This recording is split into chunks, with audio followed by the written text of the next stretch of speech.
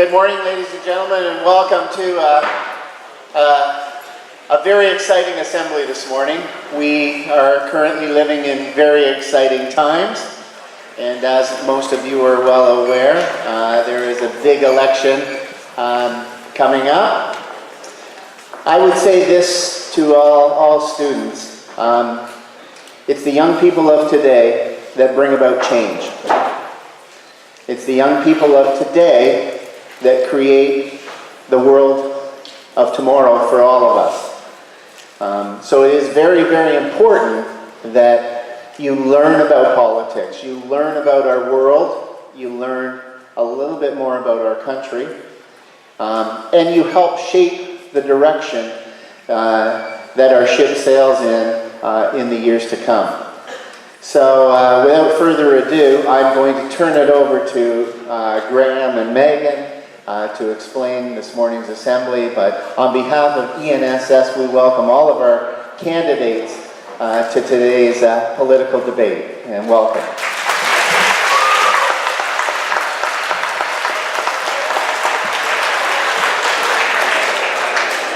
Good morning, staff and students at ENSS, as well as respected guests from Campbellford District High School. My name is Graham Kerr. And I'm Megan Waterhouse. The purpose of this all candidates meeting is to gain knowledge on provincial politics and how they can shape your everyday life. So today we will discuss certain issues regarding the upcoming 2014 provincial election. So sit back and enjoy. So without further ado, let's meet our 2014 candidates. We have Mr. Rinaldi of the Liberal Party, and then we have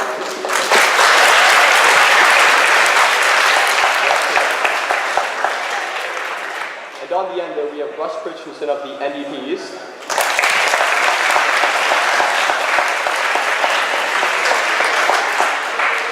Then we have Rob Milligan of Conservatives.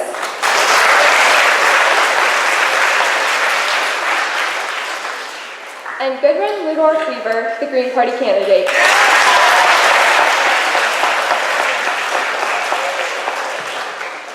Now we're going to have our four candidates introduce themselves and give about a 4-minute description of their party and what they stand for. Can you repeat that? Of course, yes. Sorry. We're going to have our four candidates introduce themselves and give about a 4-minute introduction and what their party stand for. Would you like to start, Mr. Rinaldi? Oh, sure. Well, thank you. First of all, thank you, ENSS, and thank you, Dragons, and welcome folks from Campbellford. The ENSS is home to me. All my 4 kids went here, and my story, and I'm going to stick to it. I left a piece of me while my kids to this school while my kids were going here. Not sure what year, but I was Mayor of Brighton, and I was challenged to raise some money for Terry Fox Run. I lost all my hair for $5,000, and it never came back. So it's a bit sentimental. That's good. Anyways, thank you for hosting this. This is our first debate of I think 8 or 9. As we go through the next 2 or 3 weeks. And let me just say this, and I'll jump right into it. On June 12th, there's an election, as you heard. And this time, the party lines, I guess, party platform, are really, really distinct. There's not many similarities. And I'm delighted to be back in the fray of things because I believe on what present government for the last 10, 11 years has done. And I was part of the government for 8. And also, I'm excited about the future that the party is bringing forward. Let's talk about education because we're here. We've come a long way. When it comes to one, the education system in Ontario is frankly the envy of the world. We have experts from across the world, North America, come to Ontario to see how things are done. Is it perfect? No, but we need to do more. But we've headed in the right direction. We have the highest graduating number that Ontario has seen in a long, long time. Post-secondary education, the advances in post-secondary education, our enrollment is virtually doubled. There's been some significant help to people that want to go to post-secondary or attend post-secondary education because we know the jobs of tomorrow are jobs that are not necessarily working in a assembly line, but they're jobs that need the talent and effort and education we all have. And frankly, in the last few years, the parties made a commitment. The commitment still exists on the budget that was presented about a month ago, that unfortunately didn't get to the House, to help you as students and your parents to put you through post-secondary education with a 30% reduction. If it made it very, very clear in the platform that Conservative have unveiled the last week or so, is that the 30% help for you to get higher education is gone. It will be done right away. And that will be not depending on the level of education that we're trying to go to, up to about $1,700 a year. So we've come a long way. Is somebody going to tell them which one is us? Because otherwise I'll keep on flying. Somebody keep on track? Yes. Thank you. Thank you very much. So those are things that will come a long way. Let's talk about healthcare for a minute. When I was first elected in 2003, my biggest call to the constituency office in Trenton and Coburn, people didn't have a doctor. Those days are pretty well gone. I can tell you that. I was at my doctor's office right here in Family Health Team about a month ago, and I seen a sign on the table, but frankly, the doctors were looking for patients. We've come a long way. 10 seconds. Thank you. So, once again, I look forward to your questions, and thank you for having us here this morning. Thank you.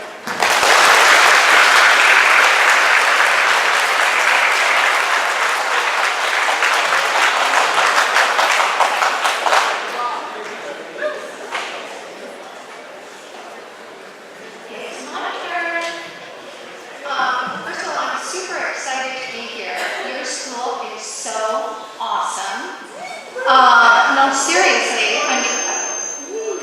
I was looking it up online before I came and was so impressed with.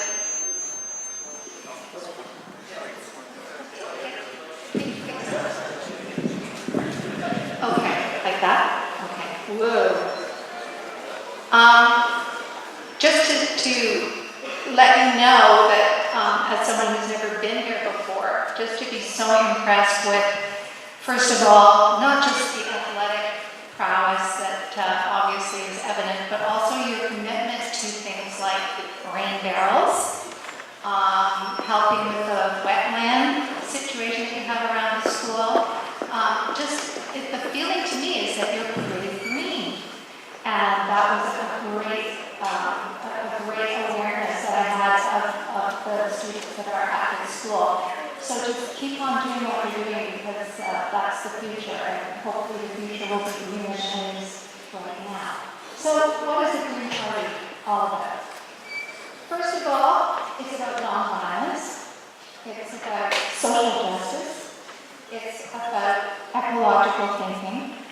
And we have an awesome leader in Elizabeth May, who started in Great Island many years ago. And she started the party, but she called it the Small Party, because for Green, small is beautiful.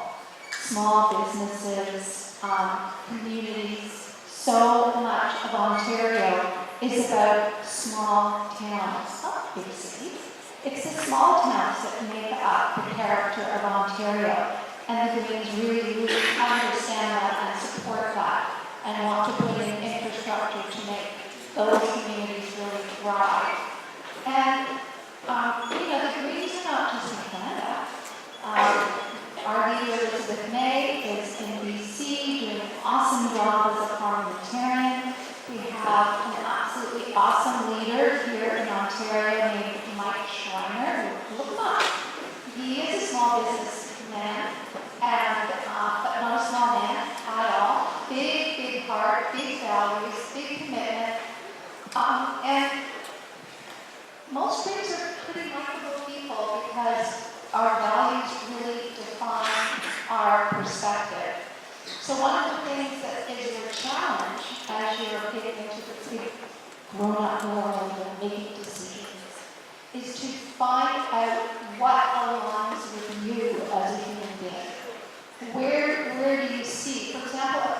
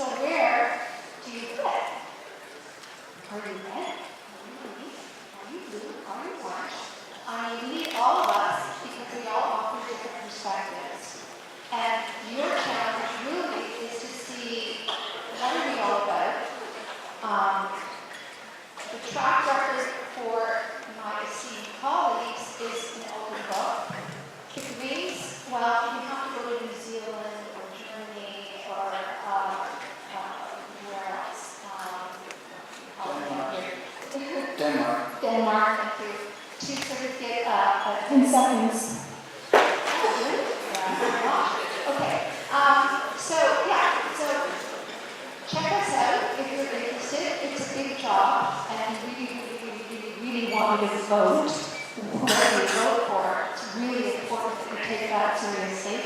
And you're just awesome. Thanks so much.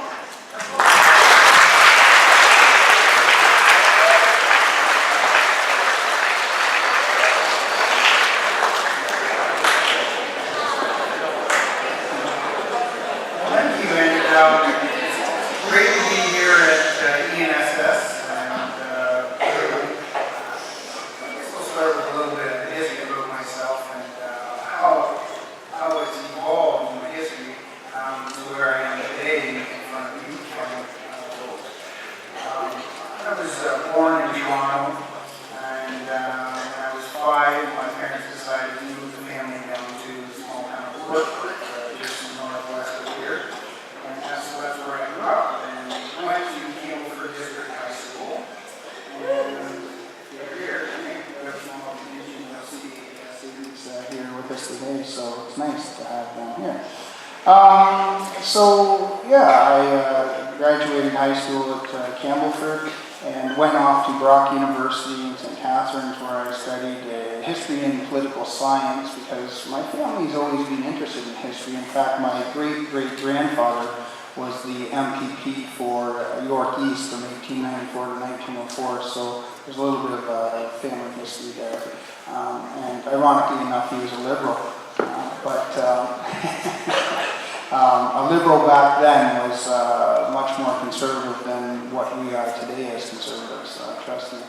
I studied history and politics. Of course, I wanted to get into teaching. I wanted to make a difference in the lives of young people. And I was inspired by so many great teachers that I had, whether it was in elementary school or the high school.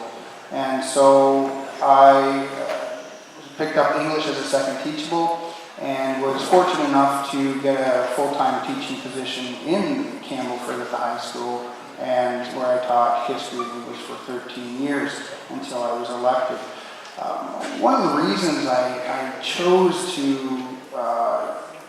leave the teaching profession, which was very rewarding. I met a lot of great colleagues. You have some fantastic teachers out there who are dedicated to ensuring you have the skill set, the knowledge, and the wherewithal to get out and become productive individuals for your community. And so I want to thank them first and foremost for the great job that they do. But to be honest, under the current Liberal government, Mr. McGinty and Ms. Swin, I saw some things in education, some policies that came down, some initiatives that I thought were very detrimental to preparing you folks for the global economy of the 21st century. Things like, we heard Mr. Rinaldi speak about, graduating more students from high schools. There's this thing called credit recovery. I'm sure you're quite familiar with. I know your teachers probably are. And to me, that was a real big issue. What kind of message were we sending young people what kind of work ethic and so on. So there's a whole array of policies in education that were quite concerning, and it was a big decision for me. My wife thinks I should be committed sometimes to leaving a good pension and holidays and time with my family to get involved in politics and being away from them for so long.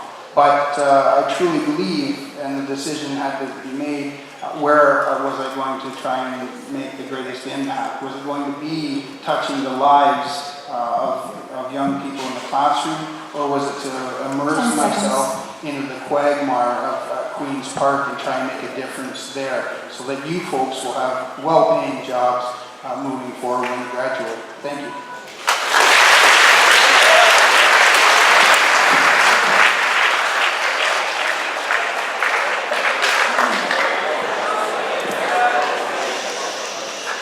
Good morning, everybody. I'd like to stand up because then I can see all of you. I can't see you all sitting down there. I'd like to thank everyone for coming this morning and for the organizers. This is going to be the best attended all candidates meeting in this election.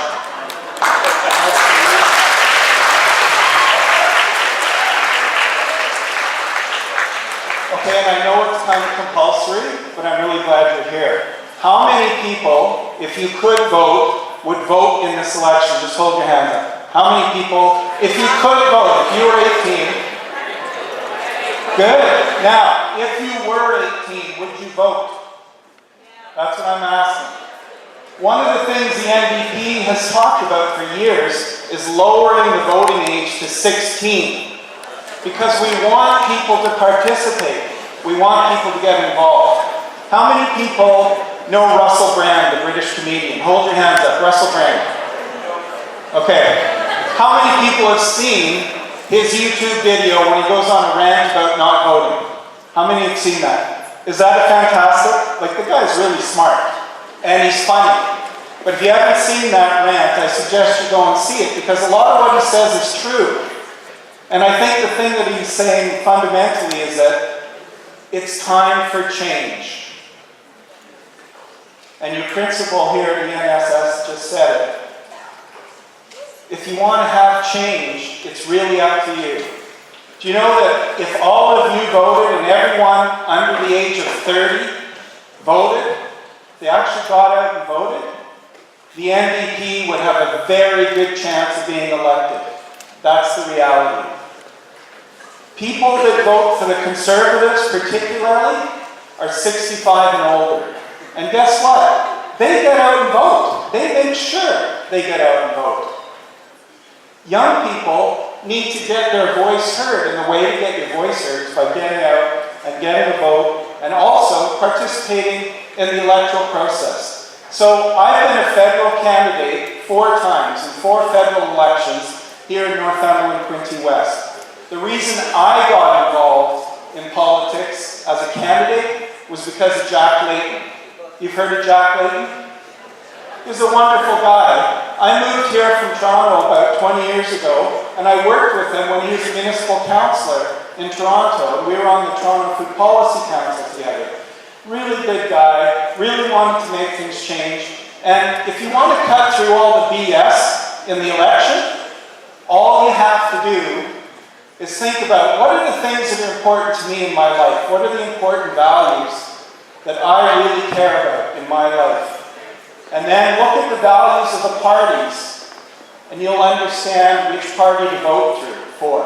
Now, for the NDP is a party that believes in women's rights, equality. We believe in making sure that the disparity between wealthy people, the 1% and the 99%, is narrowed. We believe in environmental issues. You'll see, I brought my own water bottle.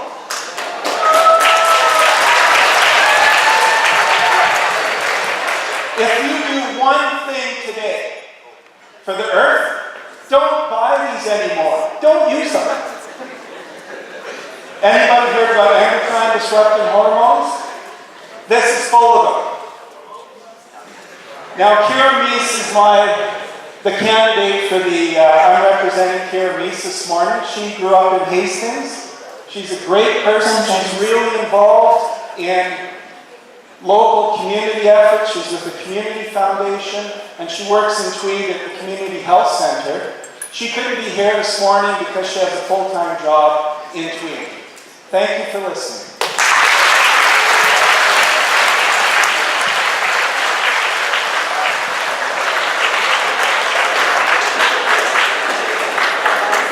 Now we'll take the opportunity to ask our candidate questions regarding the upcoming election. Everyone is welcome to come up and ask a question, but the candidates will only have 2 minutes to answer each question. You can ask a particular candidate question or ask a general question that all candidates will have an opportunity to answer.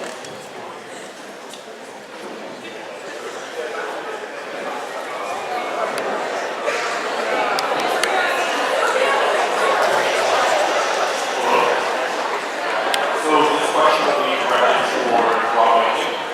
Okay, so according to the survey taken in school last week, 76 out of 136 students said that provincial elections are not important to them.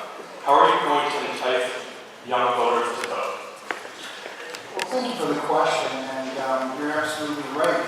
One of the concerns I have, and I had when I was teaching, is that how do we engage and get young people engaged in politics and pay attention? Because young people are, as mentioned earlier, going to, in the future, make a big difference.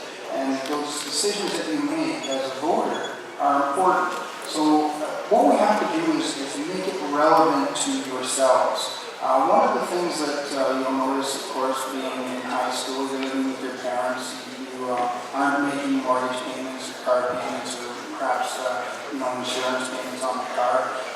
You might help out with gas and on again with your parents, but right now you're living sort of a sheltered life, and as it normally goes. So once you get out into the workforce and you're working and you start having your own family, then you realize when you get your paycheck how much money is coming off your paycheck. You have to pay your mortgage and take your kids to hockey and ballerina lessons and all that. Then it becomes relevant because you're actually living in the moment you're living in. So how are we going to get young people on this? I think that by having events like this here at ENSS this morning is a big step in the right direction. And I think also your teachers obviously have to play a pivotal role in making sure that you are informed of all the political parties and the platforms and the process in general. So, yeah. Thank you. Yeah, I just want to add a little bit to that. I think for you guys to get involved, there has to be issues that you're interested in, right? So if you're interested in the future of the world and climate change, for example, get involved, right? I mean, that's going to impact you during your lives more than it has impacted us already. If you're interested in being able to afford to go to post-secondary education, whether it's college or university, you better look at the NDP because honestly, the Conservatives want to cut the $1,500 tuition grant that the Liberals brought in about a year and a half ago. But the Liberals said they were going to cut tuition or hold it steady, but in fact tuition in Ontario has gone up 36% over the last 3 years. Guess which province has the highest tuition fees in Canada? Ontario!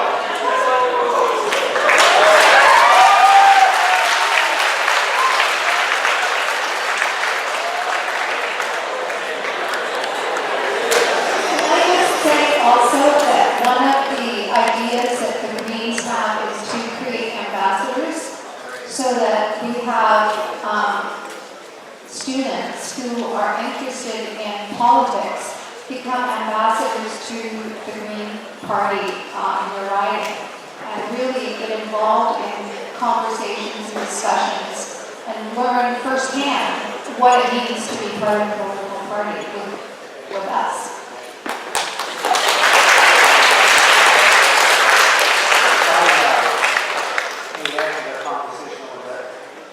I've always preached at grade 5, and I know they're all visible. It's a class at grade 10 when I had the privilege to speak to a lot of schools on this Friday. And one of my first opening comments was, you need to get involved. Don't leave your decisions for the rest of your life to somebody like me that's, I lived a life. So please get involved. And I'm so proud this year to say that I have a pilot team of university and grade 12 for graduates being able to come with me, walk on the pavement and hear what we represent on the campaign. I just want to make a comment on the tuition fees that my good friend from the NDP brought up. There was a 40% increase during the Bob Ray days. I know you're not old enough to know that. That was 20 years ago. But it was a 40% increase. So he forgets that part of history.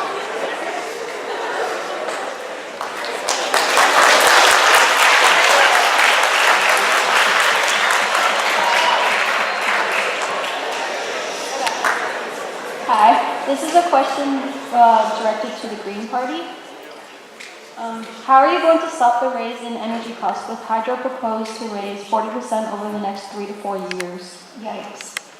I know. That's scary. I mean, I have grown-up children who are trying to raise their family and just as Rob was saying, trying to, being in the real world, having to pay rent and your hydro bill. Oh my gosh. So we're green. We believe in renewable energy. We believe that solar Yes, wind turbine is also in that conversation. Not nuclear, certainly not coal, and thankfully Ontario, thanks to our Liberal government, is no longer a coal-burning province. So,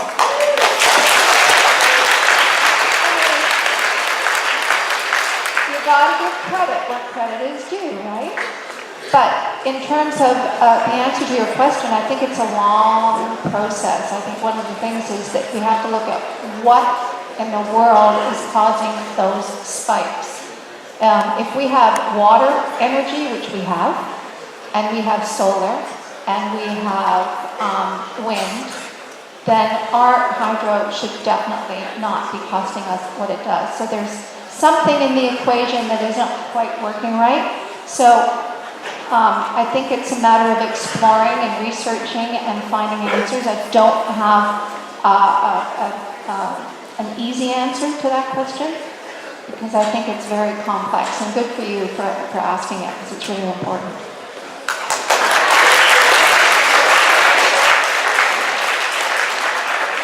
In Campbellford, where I come from, the hydro utility there used to be publicly owned.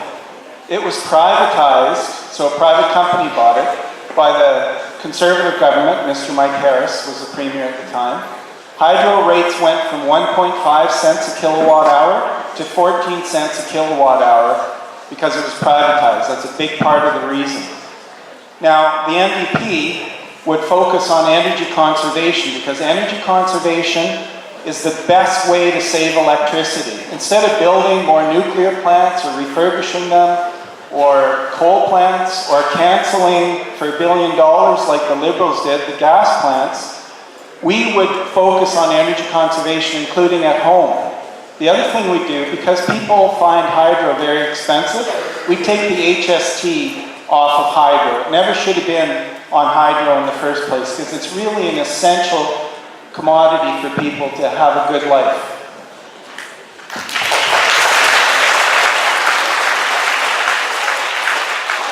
Well, if I could just add on to energy, because this is a huge issue. It's the number one issue for your parents, your grandparents, your neighbors here in Northumberland, Quinte West. And let me just say that, when you hear the other parties say, well, the Conservative Party is not green, we don't care about the environment. Ask yourself, research this. Which political party has created more green space than any other political party in the history of the province? Research that. But when it comes to energy, are we against renewables and green and wind and solar? We're going to cancel the microfit program for industrial-sized wind turbines and solar. And here's the reason why. Windmills are 18% efficient. The Liberal government has spent, and the gas plant scandal of $1.1 billion is insignificant compared to when you look, the Liberal government has spent $20 billion on the Green Energy Act to produce less than 3% of our energy requirements here in the province of Ontario. And I know it's hard to understand what $1 billion is, but it's like this. If you were to burn $1 million a day, it would take you 65 years to burn $20 billion. So in your lifetime, it would take you your lifetime to burn $20 billion at $1 million a day. That's how much this Liberal government has wasted on green energy. I have identified water power, our creeks, our streams, our rivers here in Northumberland, Quinte West. There are 37 identified sites that can be developed, and that also conserves 10 water. seconds. And that will actually produce enough electricity for 15,000 homes here in Northumberland, Quinte West alone. So there's your green energy.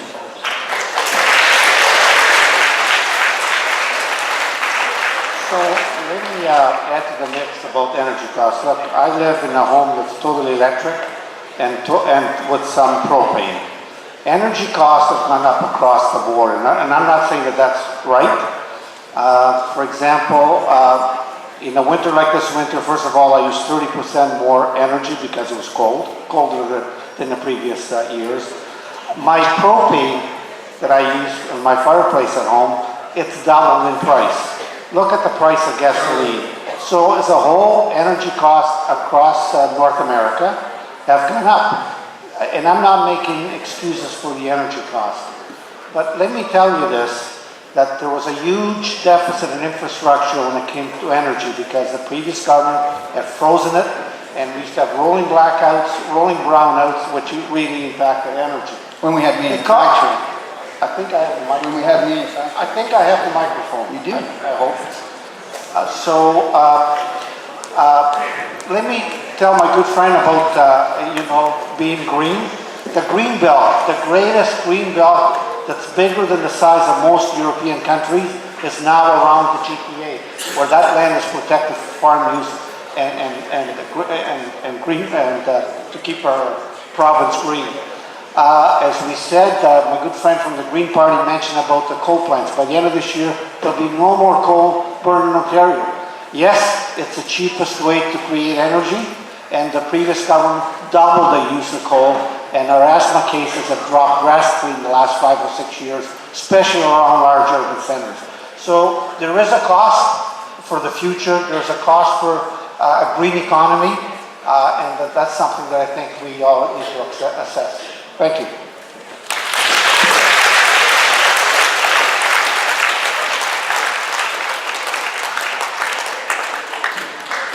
So my question is for the Liberal Party. Last week in a survey taken by ENSS students, 71% of students say high tuition is the biggest issue in Ontario. 71% of students say high tuition is the biggest issue for Ontario education. What are your future plans to help resolve that issue or benefit students? Sure, excellent question. So we recognize that tuition fees were high. So about 3 years ago, I believe, prior to the last election, the government of the day, the Liberal government, introduced a 30% rebate for your post-secondary education. So which it meant up to, depending on whether college, university, about $1,700. Part of our move forward that was in the budget that was defeated, or that the NDP did not support to go through, that 30% increase, 30% reduction was part of the budget for the next 10 years because it was a 10-year plan.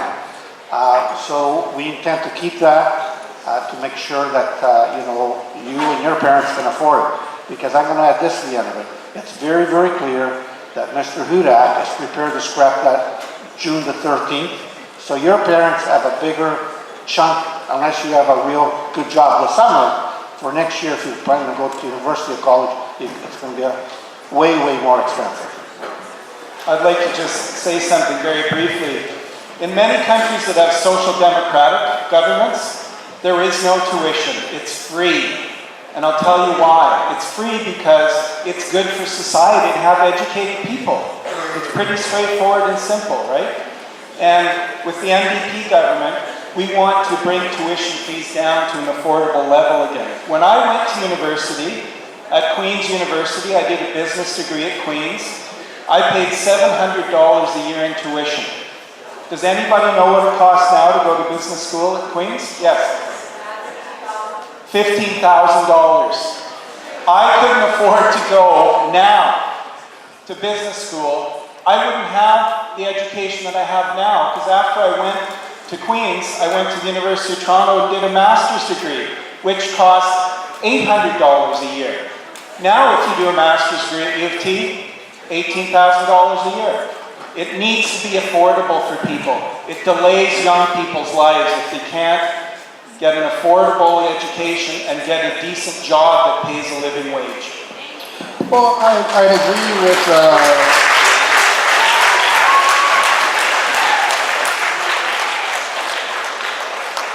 here's the thing, right? We are going to get rid of the 15% tuition sort of policy that the Liberals have because, quite frankly, it doesn't work. It doesn't work. And even the student union bodies representatives who came to Queen's Park to visit me said it only applies to about 1 in 7 students that are going to college and university. The rest don't qualify for that kind of tuition break. So it's not working. and it doesn't get you people any closer to affording to go to post-secondary education. One of the other things that I've been pushing really hard as the deputy critic, when I was the deputy critic to education for our Progressive Conservative Party, was pushing for and making sure that we as a government monitor the labor force a little more effective. So I'll give you an example. I'll use education because I'm a little more familiar. We know that approximately 6,000 teachers are going to retire in the province of Ontario this June. Why are we allowing 14,000 students into the Bachelor of Education program, knowing full well that 8,000 of those individuals coming out are going to be unemployed? Currently, there are 87,000 qualified teachers in the province of Ontario who are unemployed. That's wrong. That is wrong. We're going to ensure and invest in colleges and universities and get you people the education where we are going to require jobs in the high-skilled trades, plumbing, welding, electrician, and these types of jobs. Those are well-paying middle-class jobs, and we're going to push for an opening that will create jobs in those areas.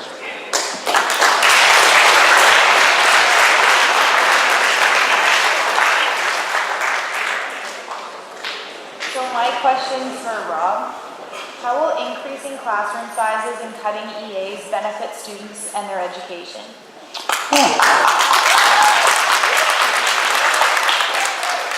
Good question, and that's a fair question. Obviously education is extremely important to me. I have two young daughters who are 10 and 11 currently, and they're teaching staff, whether it's support staff or their teachers, do a wonderful job. One of the reasons we have to make some tough decisions when it comes to this is because in the long run, it's going to be better for you folks. It sounds crazy, but here's the thing, right? The government is currently spending about $2.5 billion more a year, and there's 270,000 less students in the province of Ontario.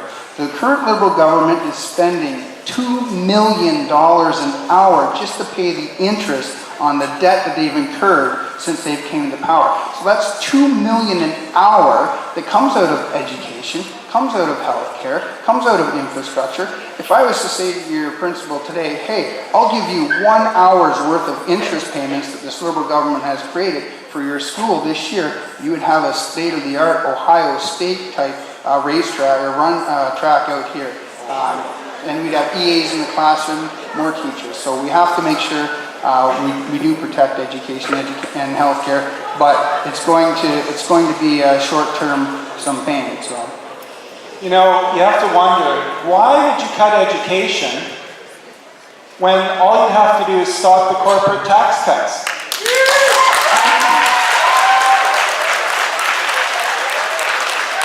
I help people start businesses. That's what I do for a living. So I help people start businesses. And the reality is, just like if you're earning a wage, right? You have to look at the revenue side as well as the expense side. All Rob's looking at is the expense side. Why do you want to cut corporate taxes more? We already have the lowest corporate tax. Oh, excuse me. I'm talking. Why do you want to cut corporate taxes more? We already have the lowest corporate tax rates in North America.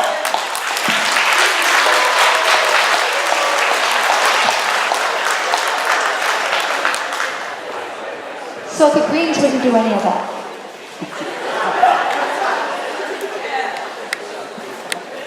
Oh, that was quick. Wow, waiting for more. So look, somewhere, and I know I don't have a high education. I was a tradesperson. I'm proud of that. And but the math just doesn't add up. So you cut subsidies to folks trying to get higher education. You increase class sizes at the high school level or the grade school level, and then on top of that, you're going to fire 100,000 people. Fire 100,000 people in a place like Northumberland, Quinte West. That's about a couple of thousand people. It could be teachers, it could be nurses, it could be whatever that might be. 2,000, that's a lot of jobs. That's a General Motors in Oshawa. That's a Chrysler plant in Windsor, if you can picture that. So Somehow the math doesn't run. We've been through the scenario of slash and burn, and it didn't work. We've seen some of the legislation south of the border where we have right to lower wages legislation. That's not the Ontario that adopted me, and that's not the Ontario that I want to leave my kids. So I think those are the things that we need to think long and hard. And hopefully, as you move on in your life, it's something that's going to be top of mind. Thank you. Can I just say one thing? The Greens have a pretty novel idea because we like things small.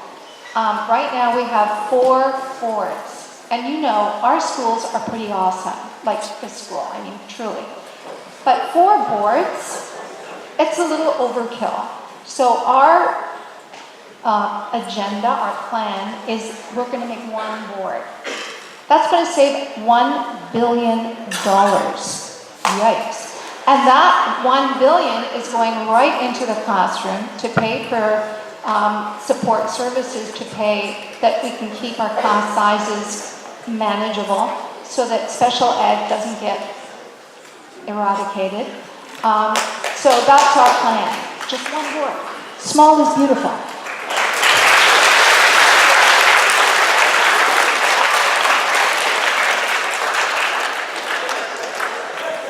Now, so I know, like what Mr. Kosnick said, is that the children, our generation, we are the future. And absolutely. Lots of time, you know, you say to inherit the earth. But with the way kind of our environment is going nowadays, I don't think that the earth is going to be the same, even if it's going to exist at all. And Mr. Milligan, I know you said that the Liberal government, that they wasted $20 billion on clean energies. I don't think they wasted it. I think that they actually invested it in our not having a future, but having a future that having something to inherit. So my question is, what are your plans for, I know we have solar panels on our roof and they were subsidized. If any of you are going to have a subsidizing program for clean energies again. Well, of course. Yes. And the other thing too is one of the best ways to conserve energy is not to use it. So retrofitting homes, taking money that we would use in order to help defray, instead of giving people $100 a month to defray their hydro costs, just give them the money to retrofit their homes with new windows, with insulation, with better furnaces, with geothermal heat. I mean, I was at Drake's Landing, if you ever want to see a cool video, and it's in Alberta. It's in Okotoks, Alberta. You know, the oil-rich state. So you wouldn't think that there's any solar at all. But in Drake's Landing, the whole community is solar. And they take all of the solar energy and put it into geothermal heat. It is the most awesome thing to see. And there is a YouTube video on it that explains it. Why can't we do that here? Why can't we have communities that are completely self-sufficient, off the grid, that are creating energy through solar panels and geothermal heat? It's being done already.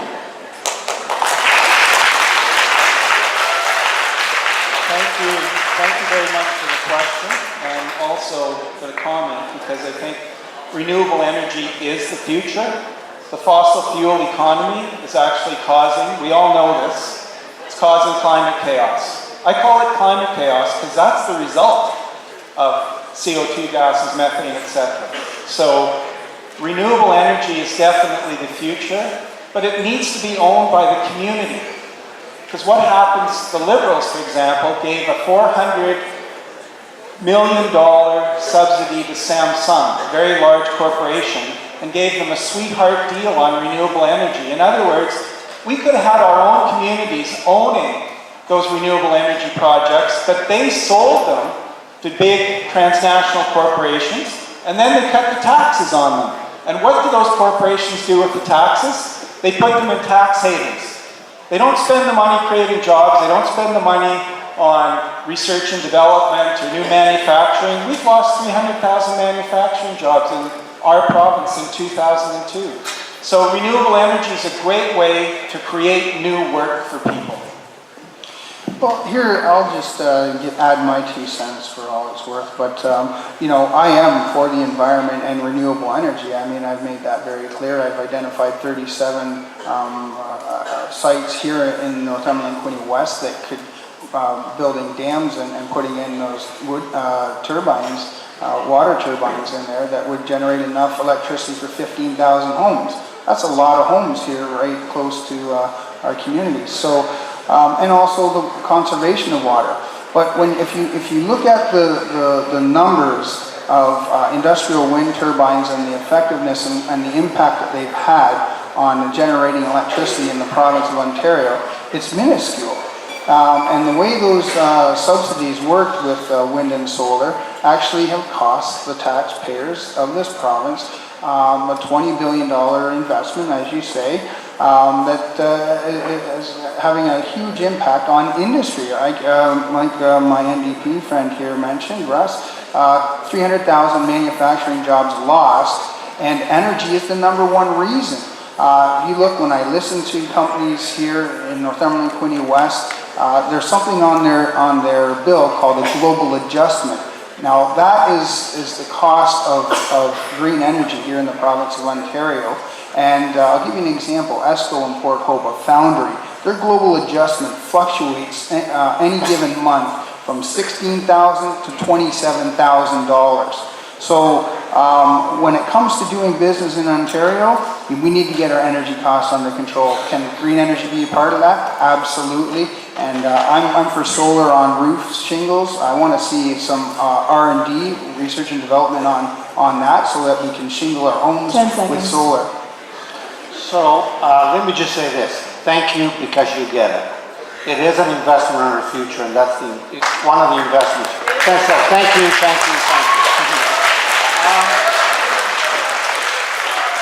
You know, we always look, and I mean, whenever we have to pay a bill, it hurts all the time, to all of us. So we always look at the expense side. But what my friends to the beside me here, a couple of them are saying that it's a waste. It's created over, the green energy component of this province, it's created over 30,000 good-paying jobs. It started a whole new industry that we're now servicing some of the world, not just Ontario. So we forget those. Those are good-paying jobs. We talk about, Mr. Milligan talks about ESCO. And yes, their hydro bills, those medium-sized industries, they were paying high, fairly expensive hydro bills. I met with a number of them. So what was in the budget? If the Conservative would care to read it before they snubbed it, there was a component in that piece where medium to smaller sized businesses would qualify for the same low rates the big corporations did. But both the NDP and the Conservative decided not to support the budget that was introduced. But, hopefully, Premier Wynne, our leader Kathleen Wynne, and we're able to form government on June the 12th, the same component will be reintroduced for the benefit of those smaller to medium-sized businesses. Thank you very much.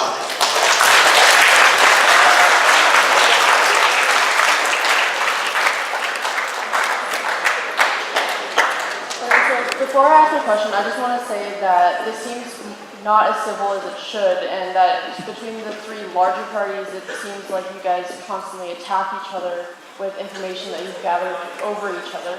But what I want to know, since we've heard from the three larger parties, is how will the Green Party try and make education, post-secondary education, more accessible and easier to get out of debt for our age group?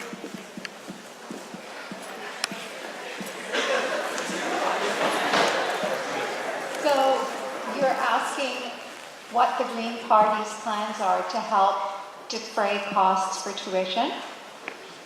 That is obviously one of the issues that we're trying to tackle, and I think, first of all, it's outrageous how much, I was thinking what Ross was saying about what we used to pay when we went to university, but everything is in perspective, because my rent was $60. So the fact that I paid $120 for a university course, everything's in proportion. I think Certainly, when you go to the mega universities, you're talking about huge costs. So what is it that you want to see as the future generation? How do you see that being different?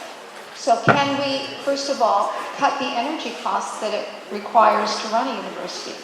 Can we cut transportation costs? So everything is sort of, one thing is hinged on the next. So I wish I had like a simple answer for you. I wish that there was, like a really snappy little answer that I could give to you. But I think it's all a question of seeing where the platform is, where we can support you and what we can do. Whether that's grants, what about making it free? I think that's awesome. But then how do we manage making everything else work? So give us your ideas, because that would be terrific. Thanks.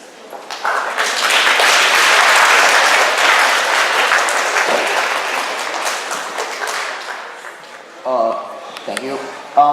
One thing I'm wondering with the Conservative Party is that they said they are environmentally friendly, but the thing with the dams is, wouldn't the dams block migration routes for a lot of different waterborne species? A good question. No, in fact, what we've seen and developed in Europe and around, even here in Canada, are sluways and steps to help, for instance, over when we have the salmon runs and stuff, to help the salmon get up to the spawning grounds and stuff like that. And with the new technologies in water turbines, they're aquatic life friendly. I mean, if eels can get upstream from where a turbine is placed, and eels are very, very sensitive, so fish can get through. So they use eels to test, and eels can do it.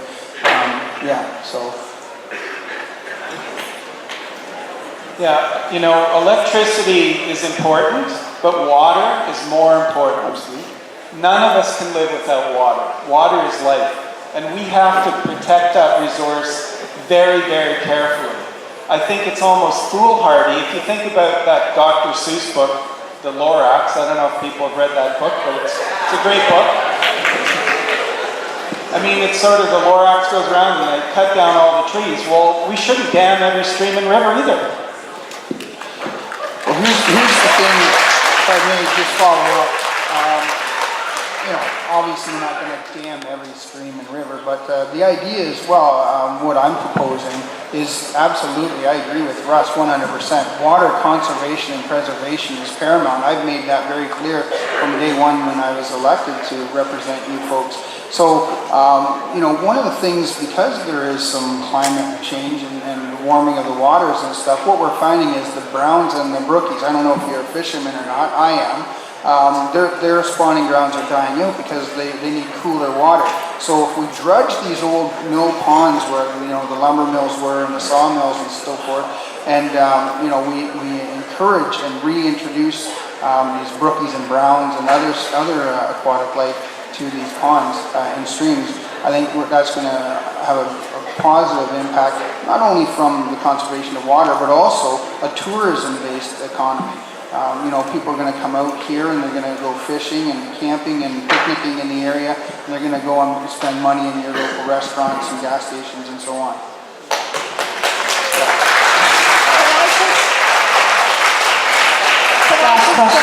Just to let you people know that Mike Schreimer, the leader of the Ontario Greens, is the only Ontario political leader to have signed the Food and Water Pledge, which is to permanently protect farmland and source drinking water. The only political leader who has pledged to do that.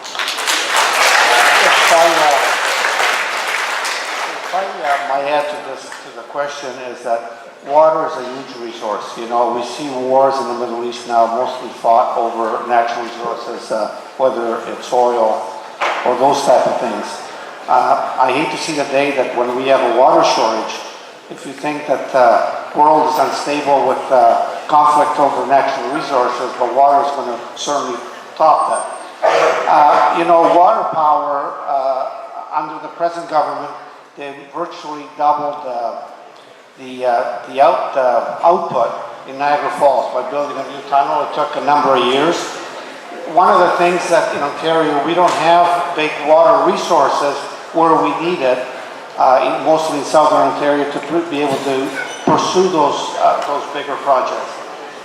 And on the water conservation piece, water was a free-for-all up to about 7 or 8 years ago.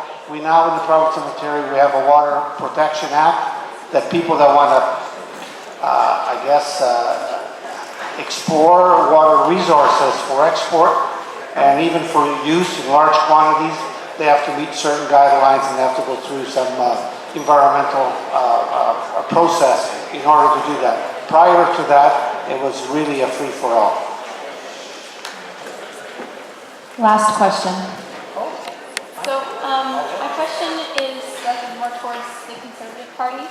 And I understand that the government was planning on letting go of thousands of civil servants, so leaving all these people without jobs. And I was wondering what you thought that would mean for us going forward for our future jobs and careers. Yeah, great. No, thank you for the question. And, I know you're going to hear a lot of rhetoric and spin from the other parties and so forth, but since 2009, the current Liberal government have actually hired almost 400,000 public sector workers in a time when they're spending more money and taxing us. Quite frankly, some people out of their homes.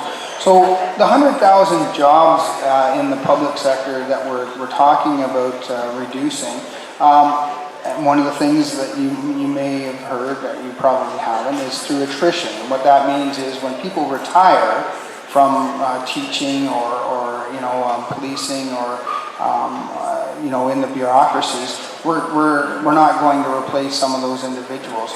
The other thing, and that's going to be about 30,000, 40,000 jobs. Right now, currently, over the 4 years that we're proposing, there will be 220,000 public sector people retire. So we're going to obviously hire another 120, but we're capping it at the 2009 level.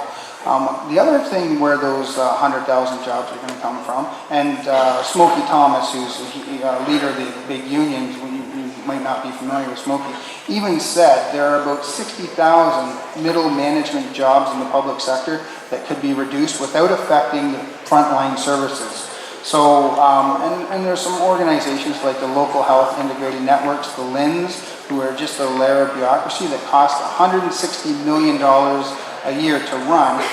They do nothing for frontline health care. We're going to get rid of them, and we're going to invest that $160 million in hiring more nurses and so on. There's a whole whack of other agencies that will be looked at as well. I'd like to just distill this to the simplest understanding possible. If you fire 100,000 people, that means they don't have work anymore. It's not a job creation program, and it means those families have lost one of their main income earners. So how the heck is that creating jobs? Now, this million jobs plan that Mr. Hudak's talking about, if you talk to any economist, and even their own calculations, on the one hand, they say, well, it's 1 million jobs, because that sounds good, right? 1 million jobs, that's like winning the lottery. But in fact, the calculations of the Conservative Party itself are showing only 500,000 jobs. And most of that is just the regular economy generating those jobs.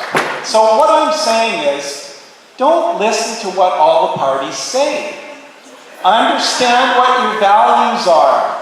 What matters to you? And look at the party that has those values. The NDP cares about people, and we want to share the wealth. How about one school board?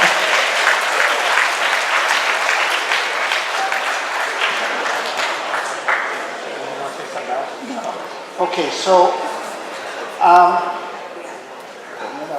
Ontario, just for your information. First of all, I am so proud of you guys, because the questions that are here today you know, that at least that I've encountered at the doors that I've been knocking down for the last 3 weeks, are the same questions you're asking. So I'm so delighted that you're in tune with the rest of society. We just need more of you, but we're working on it. So, as far as bureaucracy, which seems that the other party has a real hate for unions and civil servants, they forget that these people deliver services that you and I need every day. So Ontario has the lowest ratio per capita of civil servants than any other province in Canada. So we're down there. What does it mean when we talk about 100,000 jobs? Just a number. Sometimes you just go right over our head, right? But let's talk specifics. So that could be water inspectors, that could be meat inspectors, that could be school teachers, school teacher assistants, people that help our elderly, and I have a mother and a mother-in-law that need help. And they'll all need unemployment insurance. So I think we need to look at those specific things, that how that impacts you on the ground. So the impact is there. I think Russ hit the nail on the head. Even some of their own people, the only people I think that would agree with what Mr. Hudak is saying is some heavy-duty Republican Tea Party type of thinkers from south of the border. And Ontario is not going to be a Tea Party province. I can tell you that right now. Thank you.